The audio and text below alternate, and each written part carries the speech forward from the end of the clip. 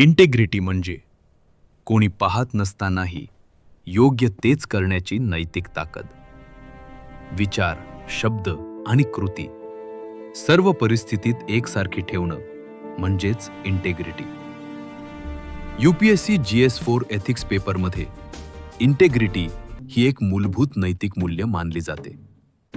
British काळात सरदार वल्लभभाई पटेल प्रचंड दबाव असूनही देशाच्या एकतेवर ठाम राहिले.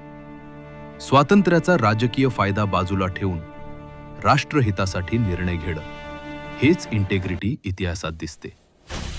GS4 एथिक्स पेपरमध्ये अशी उदाहरणं एथिकल लीडरशिप आणि व्हॅल्यू बेस्ड डिसिजन मेकिंग स्पष्ट करण्यासाठी उपयुक्त ठरतात.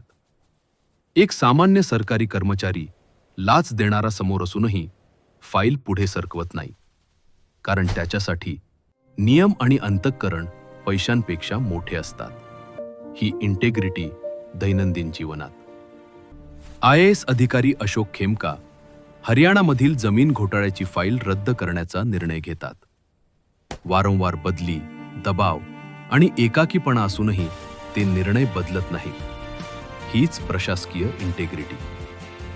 GS4 एथिक्स पेपरमध्ये इंटेग्रिटी ही पब्लिक ट्रस्ट, प्रोबिटी आणि गुड गव्हर्नन्स यांची गुरुकिल्ली आहे. इंटेग्रिटी हा फक्त गुणधर्म नाही, ती प्रशासकाची ओळख आहे. UPSC एथिक्समध्ये हीच ओळख उत्तरांना धार देते. राज्यसेवा 2025 मेन्स देत आहात का? हे लक्षात असू द्या.